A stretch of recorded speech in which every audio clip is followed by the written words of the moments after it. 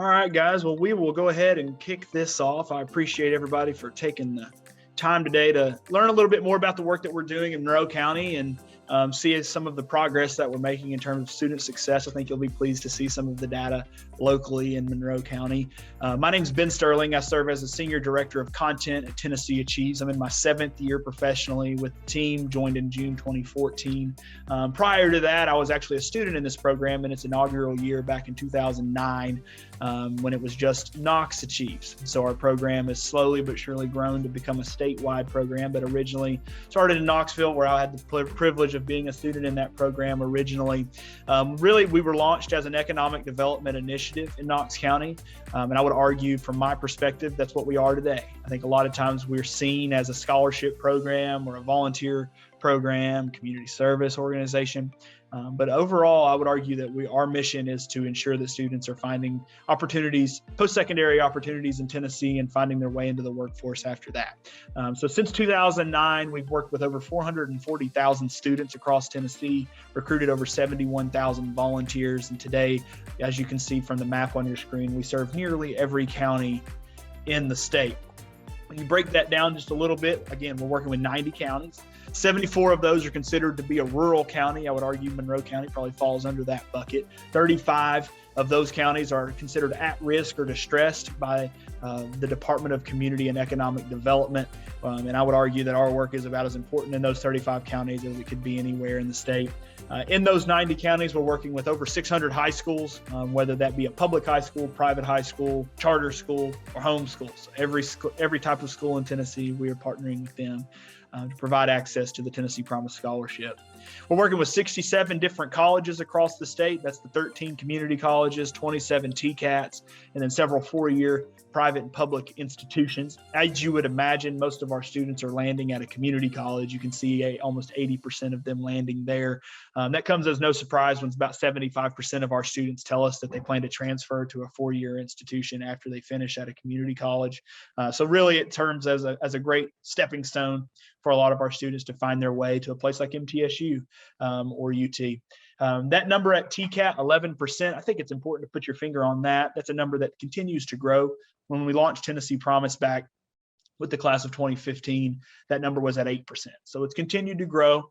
And I think that's probably in a large part because of the TCAT's continued innovation and ability to reach students. When we launched Tennessee Promise, most TCATs were still operating on a paper application. So those institutions have come a long way in a short period of time, and really in an effort to be more flexible and reach students in a variety of different ways. Let's continue to talk scope in terms of the number of students that we work with and where we find them. We work with over 60,000 students annually. Again, that's coming from those 90 counties that we serve. When you drill that down, that comes out to be about 89% of Tennessee's high school seniors receiving at least one email from tnAchieves. It's kind of hard for our team to wrap our mind around, but at the end of the day, our scale is about as large as you can get in one single state when we're working with almost 90% of the students. And then I think even more impressively, 78% of all first-time freshmen at a community college are one of our students. And then 86% of all Tennessee community college graduates are tnAchieves students. So our influence is certainly being felt across the board. This row in the middle of your screen is just some basic demographics. This is not unique to Monroe County. This is a statewide perspective. 56% of the students that we work with are eligible for federal financial aid or a Pell Grant. This is obviously determined by the FAFSA, the Free Application for Federal Student Aid. 40% of our students tell us that they're a first-generation college student. This is a hard number to put your finger on. I think most people have a varying definition for first generation. And when it's self-reported, I don't know that all students even understand what that means.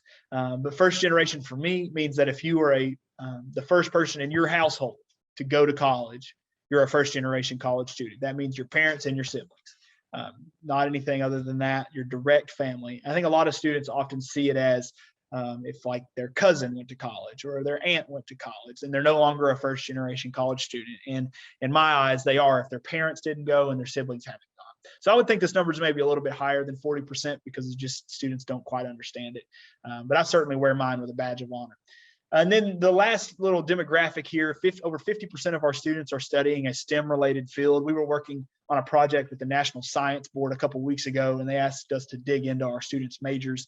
And I found it interesting that over half of our students are in a STEM-related field. And if you look at Tennessee from across the board, I'm sure, Jeanette, you would know this, in Middle Tennessee especially, but anywhere where the economy is growing, it's the industry sector that's growing. It's manufacturing, it's engineering, it's healthcare, it's auto manufacturing, it's those types of things. And when you see that over half of our students are involved in that type of program, that can only mean good things. I think this number should even be higher. So I continue to advise students to think of, at least consider a STEM-related field because of just the employability of that person when they finish their program. We were at a lunch with Senator Bo Watson at Chattanooga State a couple of weeks ago, and he made the statement that you could take a map of the United States and throw a dart at it. If you hit a city, there's a healthcare job waiting for you to fill it. And to me, that just says, for our students who are looking to gain meaningful employment, a healthcare-related field just seems like a no-brainer right now. So I'm certainly having that conversation with students when I see them. The bottom of this page, you'll see that the Tennessee Promise annual cost is $32 million. This shakes out to be about $1,000 per Tennessee Promise award per student. And then our operating cost at Tennessee Achieves is $2.5 million. This pays for things like staff salary, facilities, technology, travel, those types of things, basic programmatic pieces, not scholarship dollars. Let's talk about Tennessee Achieves. What do we actually do? I think we've always done a good job of telling our parts of our story to certain people, right? To certain groups, they hear very specific parts of our program, but we haven't always done a great job of telling the full story. So I think this slide does a pretty good job of that. Tennessee Promise is the scholarship that we administer. Obviously, this brings most of our students to us. When you hear that you can attend community college or technical college for free, parents' ears perk up, students' ears perk up, and they apply. So that automatically gives us their information, and then we can begin our wraparound support process from there. The first real support that students are going to engage with Tennessee Achieves is going to be our mentor program. Tennessee Achieves mentors really serve as what I would argue the glue or the conduit between a community and Tennessee Achieves. It brings a really local aspect to the work that I really value. Students are oftentimes being mentored from people that graduated from their high school and have lived their lives and walked in their shoes. And to me, that means a whole lot to a student. And I think the Volunteer Mentor Program is the secret to why we've found so much success the last decade. The community service requirement, obviously, is pretty self-explanatory. Submit 8 hours of community service every semester.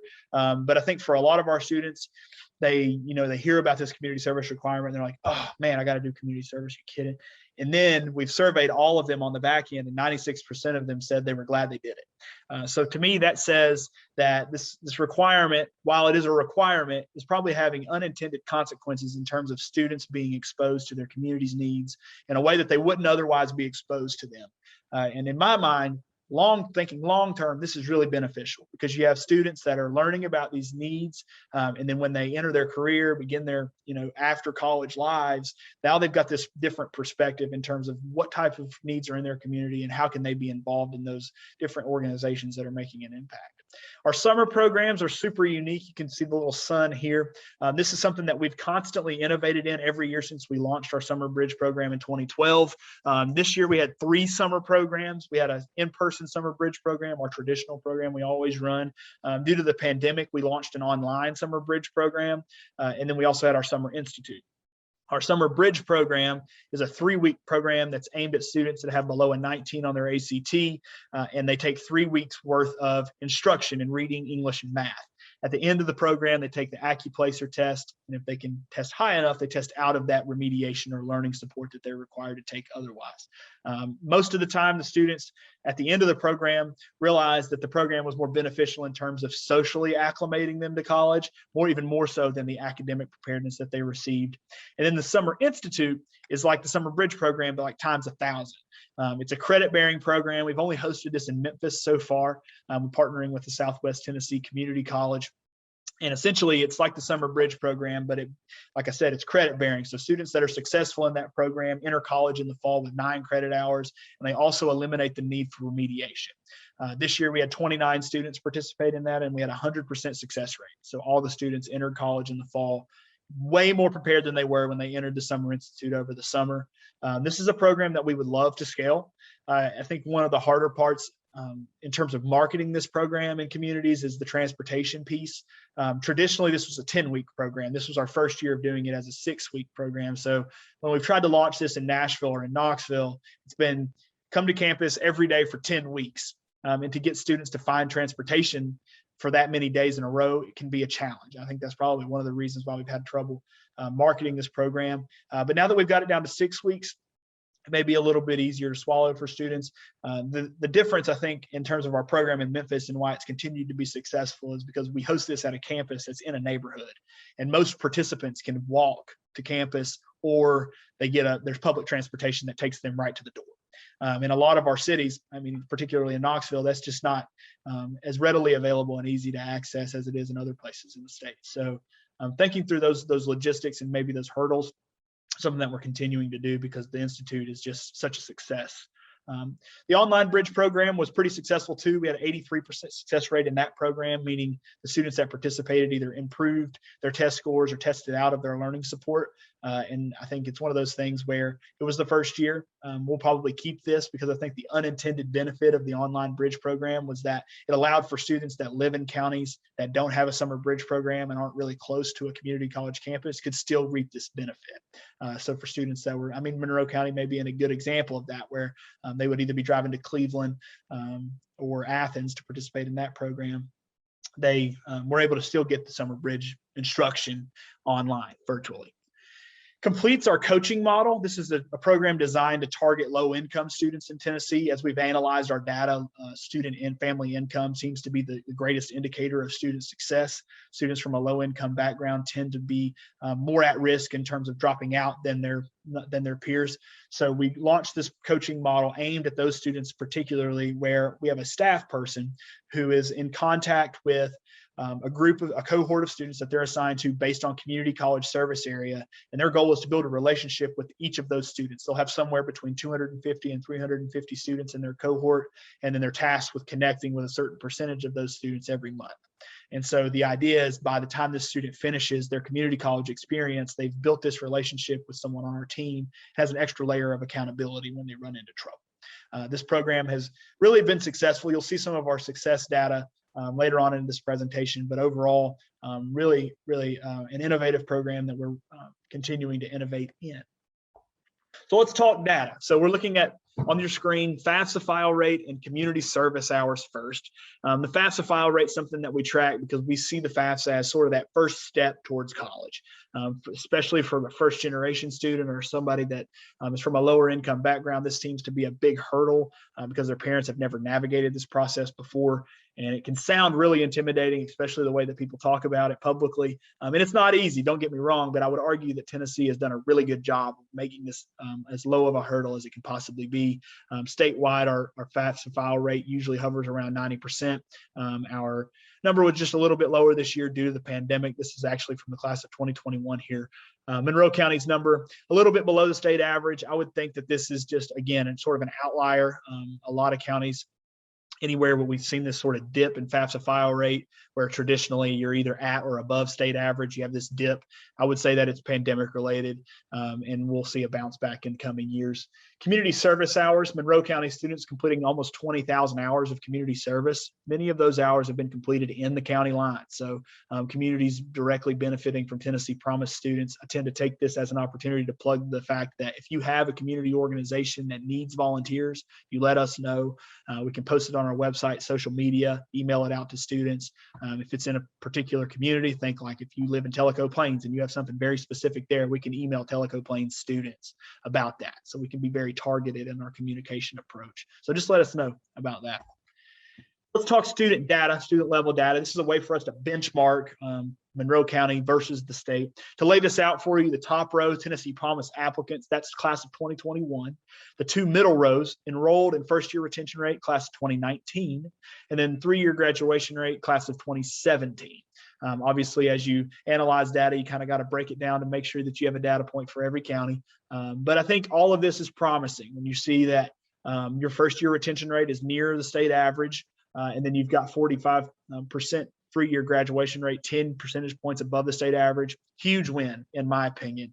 Particularly the fact that when you look at Monroe County, a lot of those students are having to leave the county to go to class. If they're having to go to Cleveland, if they're going to the Athens campus, if they're going to a TCAT in Athens, or they're going up to the Blount County campus, there's a variety of Pellissippi. There's a variety of ways, but students don't necessarily have a place right down the street to go to class. And the fact that they're able to persist and graduate at a rate higher than their peers, to me, is a huge win. Says a lot about the preparedness of those students in the community. And I certainly think everybody in the community that's involved deserves a pat on the back to see that you're outpacing your peers. Huge win, something that Monroe County should be proud of, in my opinion. Let's zoom out just a bit and talk about Tennessee Achieves at the statewide level. Our students are outpacing their peers in fall-to-fall retention rate by 14 percentage points and six-year graduation by 16 percentage points. That's great, and we're obviously awfully proud of that. And I think one of the reasons, one of the things that this all automatically triggers in my mind is that supports matter. That our resources and our programming it's having an impact because our students are outpacing their peers. And so when you talk to somebody from Tennessee Achieves, we always talk about fall-to-fall retention, that first-year retention rate. Is our program affecting first-year retention? If that program is, we keep it, because the idea is that if a student will retain for 1 year, their chances of graduating skyrockets. So just keep them enrolled so that they'll finish. And as you can see on the side of your screen, we've benchmarked some of our programs, our summer programs that we talked about, a participant in that. No matter their success in that summer program, just by simply participating, they're increasing their chance of retaining by 34%. Students that are being coached in the complete program, 23% more likely to retain. And then students that are participating in our Knox Promise program are 42 percentage points, or 42% more likely to retain. Knox Promise is pretty much the same thing as complete. Students are being coached, but it's paired with some emergency funds. We call it completion grants. Through a donation from the Haslam family. Basically, what we're able to do is if a student has a financial barrier that's preventing them from finding success in college, we can alleviate that financial barrier for them. And so this has been a really big success for us for 2 years. So we went to the General Assembly and made our case for statewide completion grants. And this week, we actually rolled out statewide completion grants for students in any county in Tennessee that we serve. They have the opportunity to request funding for whatever their challenge is. And it's already 2 days in, we've had so many requests. And we're often asked, where's this funding going? What's it usually used for? In most cases, it's simple things like gas, groceries, textbooks and materials, but we have unique requests like for housing, childcare, auto repairs, those types of things. So it really can be anything other than a health care expense, and we can take care of that up to a certain amount. The funding that we received from the state is capped, so we are certainly being mindful of that. So we have it limited per semester for each student. But as we continue to make our case and show that this is a valuable piece of our work, I would imagine that we'd continue to receive support from the state in this way. I will say in 2 days already, it's heartbreaking and inspiring at the same time. Kind of hard to explain how that's possible, but you have students who you just wouldn't believe their circumstances. I think we often take it for granted how good it can be. And then you hear from students who, despite just significant circumstances, they still want to go to college. And they want to go to college so bad that they're reaching out to their scholarship program for help financially. So I think for us, it's just always, anytime we launch a new program like this, we gain a new perspective, and I think it benefits the work in the long run. So really excited about where that's going. So in terms of all the good news and all the progress, programs, innovation, the pandemic certainly had its effect. Tennessee saw a significant decline in our state's college going rate. This is significantly disappointing for us because, as you can see, back when we launched Tennessee Promise, we had a huge gain, 4.6% increase in the college going rate, and then in 1 year, bam, back down. For us, we hope that this is just an outlier of a couple of years and we can just bounce right back and get back into the groove. But I would argue that the only way that we pull ourselves kind of out of this hole is for everybody to get on the same page and then just be an all hands on deck situation and make sure that students are accessing college the way that they were back in 2018 and 2019 before the pandemic. In Monroe County, we saw a bit of a decline, kind of mirrors that of the state average. So nothing that's completely astounding here, but I would argue that 42%, we need to get that number higher. And I think the only way to do that is to just get more people involved in the work across the county to continue to spread the word about community college, technical college, and Tennessee Promise, and the ability to go to college tuition free and why that's important. I think the best way to do that is to be a mentor with our program. We have a diverse group of volunteers in Monroe County. I've had the privilege of being there a lot through the years to train, recruit, and manage the mentor program there. I have a really good group. And we never have a problem finding volunteers, but I always want to talk about the program so that when you meet a friend or somebody that wants to be engaged with our work, you feel confident talking about it. So our mentor program is something that's designed, I would argue, for the busiest person. It's a low time commitment, takes less than 12 hours a year. But at the end of the day, it can have a huge impact if you're paired with a student that actually needs some help, and you can be that person to guide them through that process. For those of you that have mentored with us for a couple of years, you probably remember when we mentored in 2019 and had in-person meetings with students, which feels a long time ago these days that we were able to do things like that. But those meetings were incredibly valuable for those mentors that have mentored for a while, really appreciated that chance. But obviously in 2020, we had to flip our mentor program sort of upside down and find a way to do it virtually. 2020 was a weird year for us in terms of mentors, but in 2021, we rolled out tnAchieves Connect, a completely virtual mentoring platform that I think revolutionized the way that we serve students in general, but in particular through our mentoring program. Looking into 2022, after we've surveyed some volunteers, we realized that they still want that in-person interaction if they can get it. So we're going to try to do a hybrid approach to the mentor program. So we're going to keep tnAchieves Connect and the ability for mentors to mentor virtually. So Jeanette, if you're in Murfreesboro and you can't come to a meeting in person, you can still do this 100% in Monroe County. But if you live in the county, in your community, and you want to meet with your students, we're going to host tnAchieves open houses is what we're calling them. So historically, we have very strict scheduled meeting where you show up at a particular time, and it's required by Tennessee Promise to be there. And it's a way for students and mentors to engage. We're not going to have those types of meetings, but instead we're going to secure space in the county on a particular day for a time frame. So whether it be like from 2 to 6 or something like that, where you as a mentor invite your students to meet you there. So we secure the space, you invite your students. And it's a way for you to meet in a sort of organized space that's there, and we've secured it for you. And then our team's there to answer questions while that conversation occurs and that acquaintance occurs. If you don't have time for that, and that date doesn't work for your schedule, that's okay. You can meet independently with your students too. So we're going to provide the option for both. You can mentor virtually, or you can have this in-person opportunity if you want it. And I think that's going to kind of meet everybody where they are. Every year we need about 60 mentors in Monroe County. This year it's 63. Again, we've never had trouble finding the mentors in Monroe County. We've always have, I think we have about half of our mentors there are retired folks that live in Tellico Village. And that is a huge benefit, I think, because a lot of those people have a lot of life experiences. A lot of them are college educated. It comes as a huge benefit to the students. But we also have a good representation from Monroe County schools. And it's a really diverse group. And I'm actually really proud of how diverse that group is. So I would encourage you, if you mentor with us, you haven't returned for next year, please do so. It makes it a lot easier when we don't have to find a whole lot of new people. But I would also encourage you to tell your friends if you haven't done that before. Just encourage somebody to join you. Mentor, we call it a find a friend, just to mentor with you.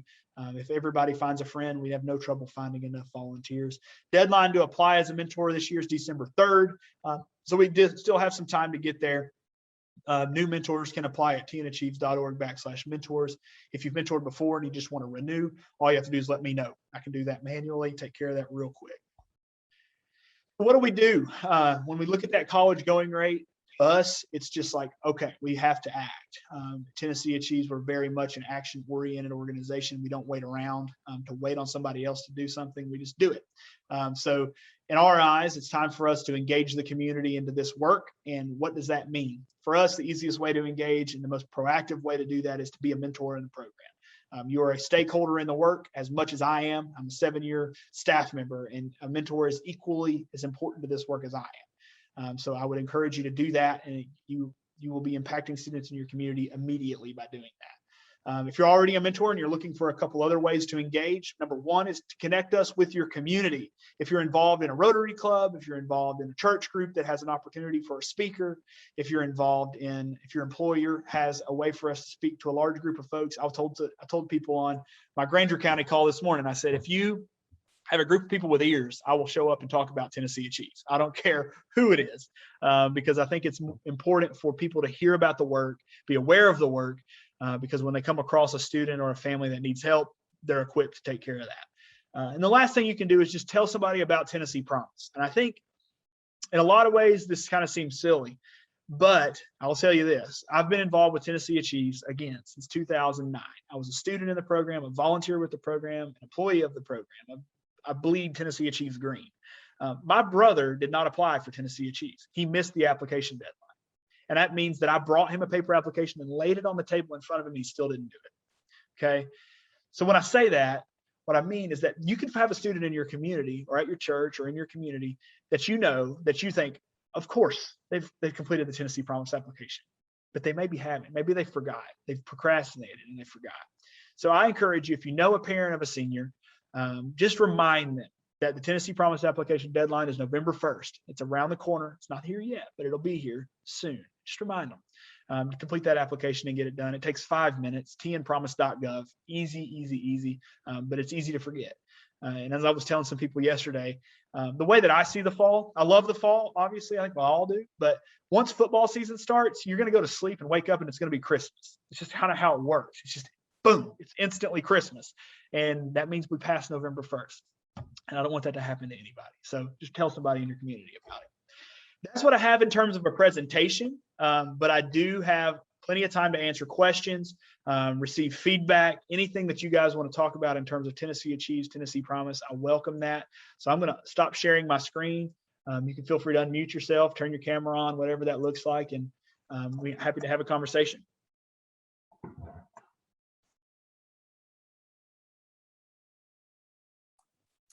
I am curious. So I have my platform pulled up here. Not surprisingly, not all of my students have been communicative back with me. Is there a way, like I can see that they're registered full-time.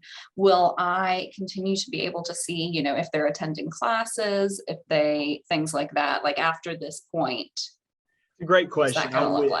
I wish. It's one of those things where that's harder for us to gather in terms of a live update on those types of things. We are certainly thinking about that and how we can continue to utilize data to better inform mentors. This just kind of give you some background. This enrollment information that you get now in terms of like, is a student enrolled? That's new. That was new last year. So we've done the work for 11 years without that. Gotcha. So we've been able to build some relationships with the admissions offices at the colleges to have a data agreement and be able to provide that to our team and our mentors. So, and it's hugely valuable, I think, for people in that space. So to answer your question right now, no, but we do have a program that we've launched in Nashville called Better Together. It's an agreement between Metro Schools, Nashville State, and tnAchieves serves as sort of like the middleman. And we have a way to track a student from freshman year to graduation. And it shows everything from their AP involvement or college ready involvement in high school, and then their class attendance in college. So that is something that we're piloting there that I would think we'll continue to try to grow as we find ways to do that. Gotcha. But good question. Very cool. Patty, I see your question. Yeah, I'm getting ready to jump off, but I wanted to ask that question. If there's a way, sorry, I got convocation. Put on the regalia and roll. Is there a way to get that? I'm just curious, with the 45% graduation rate, very impressive for Monroe County students. I'm curious as to, where they're going. I know we get a large portion, but I know they're going to Pellissippi and TCATs, and I'd be curious as to see. Yeah, we can pull that for you. It's not a perfect science, but we can definitely get you a percentage of where students are enrolling. Yeah. Okay. Got to run, guys. Thank you. Thank you so much, Patty. Thanks for all your help. Ben, I had 2 questions. Okay. This is Carrie. So I like your online platform for the most part, but I find it really difficult to get to my students. So it's not like a Facebook platform that here are my friends and I just go there. I had to go back to the email to get the link in order to get there. Is there going to be programming so that we have them in our queue and we're not having to go through that rigmarole, or am I missing something out of the software?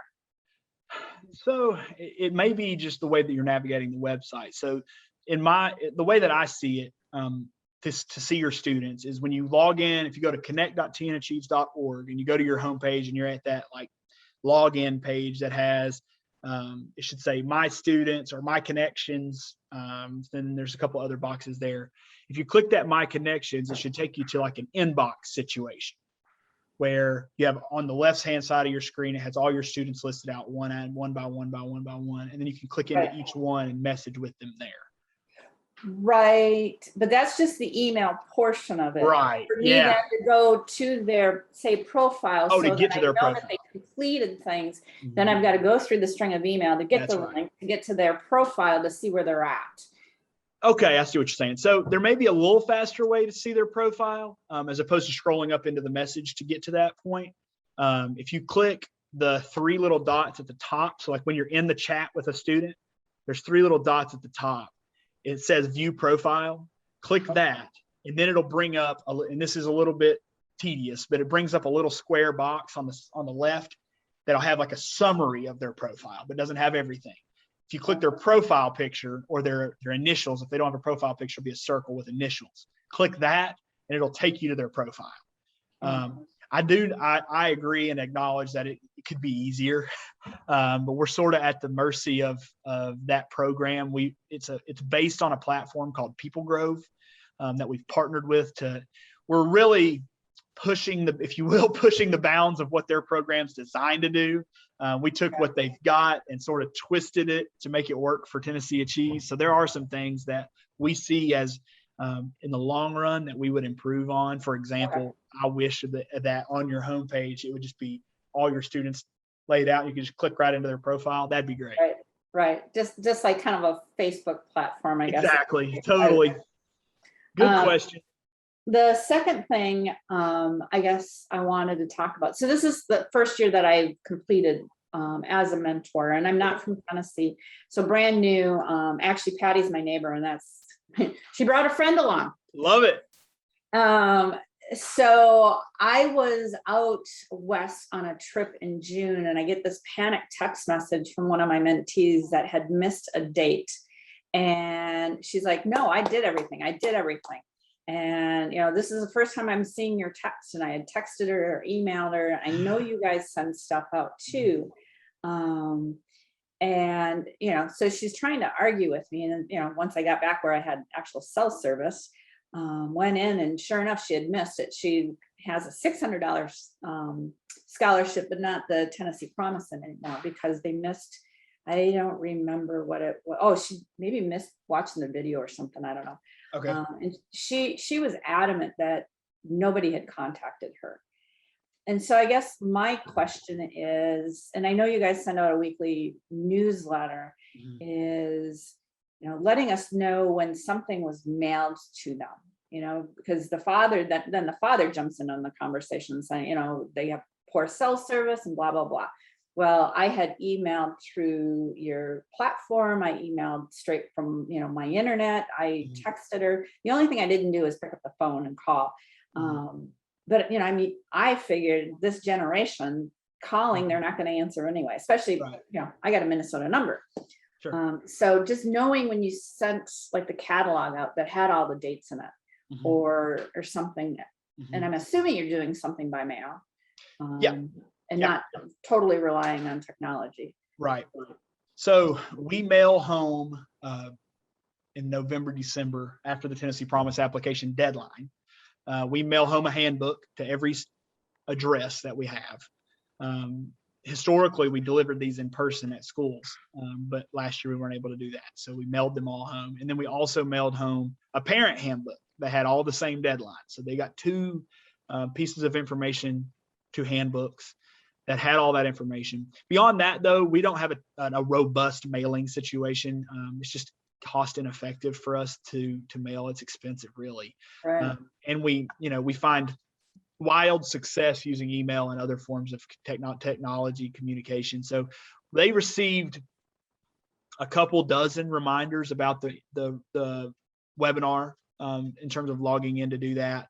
They also received at least a dozen text messages too, parent and student, from us specifically, on top of whatever else that you did. Yeah, right. Okay. Well, and I figured that was the case. I mean, I think I had initially a total of 6, I'm down to 2. And unfortunately some just didn't make the community service and so was ineligible for that reason. But it's kind of like, I was telling my sister, I can't believe that these students aren't taking advantage of this. It's free money, Right. It is. and so, yeah, it just blows us away, but. Yeah. We send 16 million emails a year. Well, I was doing it pretty regularly, and well, and then I guess another point or a lesson learned that I had, and I tried to convince the kid otherwise, he had decided he was going to join the union and do whatever that union job was. I was trying to say, you can do both. Your union job may be better if you also have an associate's degree that maybe parallels that, but there is definitely, in his case, this mindset. It's like, no, I'm going after the money now versus thinking long term. And Sure. I don't know if that is normal or if that was a one-off or what, but yeah. I don't hear that often. It does occur. And the community has a lot to do with it. If you're in a community where there's a large employer that has a union type situation, that does happen and has historically for years, but it's not something that I see regularly. We are hearing from the community colleges though, that now with so many of these places offering sign-on bonuses and things along those lines, that it does incentivize students to go work, and they're having a hard time getting students to enroll. Well, and I wonder if there's an advantage to be had to work with some of those unions. Sure, it could be. I'm unfamiliar with him altogether. Honestly, I don't know. Patty, I should talk to Patty. Yeah, She may know Patty. more. Yeah. But I know that's always been a route, a second route to employment, whether it's go to college, and that's always been another route. I think in a lot of communities, just it's that communities that were largely union, I think it's just less popular these days. Yeah. Well, if you can please sign me up for next year, I'm more than willing to do the mentoring thing again. So. Yeah, I will. I appreciate that. Definitely. I definitely would like to sign up for next year as well. So it's great. Yeah, I'll make sure I get you guys signed up, and Perfect. I appreciate y'all for hopping on, and good luck at MTSU. How's y'all's enrollment looking? Down, not surprisingly. I can't think of what the percentage was that we were down. It was fairly significant. Our graduate programs are up. Yeah. Very high. That GRE waiver and $1 application waiver fee. And stimulus money. Both, I think. My wife's about to start a doctorate program. Yeah. That's surprising. It's the time to do it. Yeah. Yes, the GRE waiver definitely is encouraging for her. For sure. For sure. Kind of would be bizarre to me to ever bring it back, honestly. I don't see any. I don't know the math or the statistics, but I can't imagine it's the best indicator of success. It's a not barrier an for entry. indicator of success, from my understanding. It's a way of comparing apples to apples with your students. So it's an indication on how well they did on the test. Right. And everybody takes the same test. Yeah. And so then, because how do you measure somebody that's got an engineering degree that, from say a Harvard versus somebody that's got an English degree that from a lesser school, and look at their grade point averages or the classes that they took. So the GRE is kind of leveling that, and it's an apples to apples thing. That makes sense. So, yeah, for a competitive program, I can see where that would work.